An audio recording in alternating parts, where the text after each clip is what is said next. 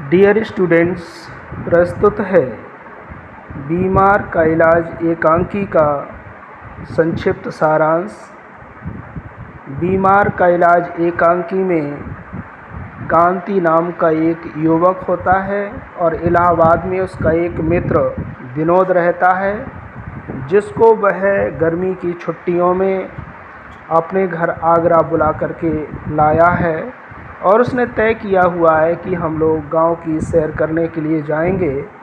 और रात्रि में जब विनोद उसके यहाँ पर सोया हुआ होता है तो उसके लिए बुखार आ जाता है और जैसे ही कांति उसके कमरे में प्रवेश करता है और विनोद चारपाई पर लेटा होता है, उसे देख करके कहता है कि अरे भाई, तुमने तो सोने में कुंभकर्ण को भी मात कर दी। सुबह के 8 बज रहे हैं और तुम अभी तक सो कर के नहीं उठे हो। तब विनोद अपना हाथ फैला करके कहता है कि भाई देखो, ऐसा लगता है जैसे मुझे रात में बुखार आ गया है। हाथ पकड़ करके जब कांति ने देखा तो वास्तव में उसे 104 डिग्री के लगभग बुखार था। तब कांति कहता है कि हमारी किस्मत कितनी ख़राब है। मैंने सोचा था कि छुट्टियों का ज़रा मज़ा लिया जाएगा, लेकिन इस बुखार ने तो सारा मज़ा किरकिरा कर दिया। इलाहाबाद से मैं तुम्हें कितने आग्रह से छुट्टियां बिताने के लिए यहाँ लाया था। सोचा था कुछ दिन घर में आनंद मौज करेंगे और फिर गांव की खूब सैर करेंगे, पर सब प्लान जो है फेल हो गया। तब विनोद कहता है कोई बात नहीं है, तुम गांव चले जाना और मैं यहाँ लेट कर आराम करता हूँ। तो कांति भी कहता है कि हाँ, घर पर माँ है, पिता है, वो आपको डॉक्टर से दवाई दिलवाएंगे और जल्दी ही आपका बुखार ठीक हो जाएगा। इतने में ही चंद्रकांत जी, जो कि कांति के पिता हैं, उनको पता लग जाती कि घर में किसी को बुखार आया है।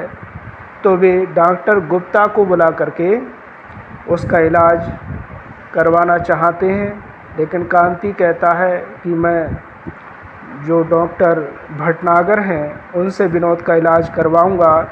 इतने में ही क्या होता है, चाय का समय हो जाता है और नाश्ते के लिए पुकारती ही कांति की माँ सरस्वती भी विनोद के कमरे में आ जाती हैं और कहती हैं बेटा विनोद उठो, वो चाय पी लो, खा पी लो।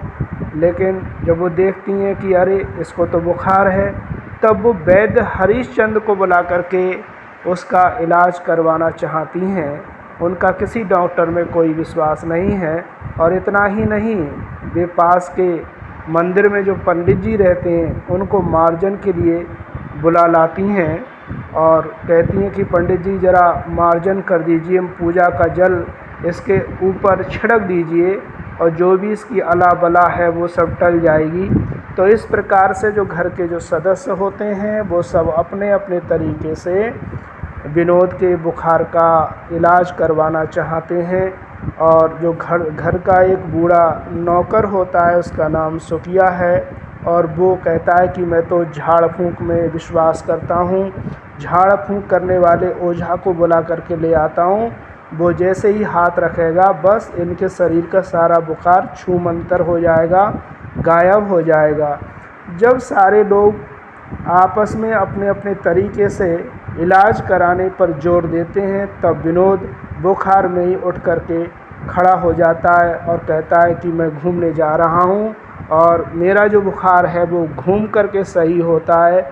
और इस तरीके से वो घर के बाहर जो है निकल जाता है। तो इस एकांकी में हमने देखा कि लोगों में आज भी कितना अंधविश्वास है। जहाँ पर दवाई की आवश्यकता है वहाँ लोग झाड़ फूंक के चक्कर में पड़ कर के पेशेंट की हालत को और ख़राब कर देते हैं और हालत इतनी ज़्यादा कभी कभी ख़राब हो जाती है कि उसे अपने जीवन से मुक्त हो जाना पड़ता है, उसकी मृत्यु तक हो जाती है। तो कहने का तात्पर्य यह है कि बुखार या कोई भी किसी भी प्रकार का रोग होता है तो उसका एक ही उपाय है, डॉक्टर के पास जाइए, अच्छे से मेडिसिन लीजिए, दवा लीजिए और धीरे धीरे आप ठीक हो जाएंगे। धन्यवाद।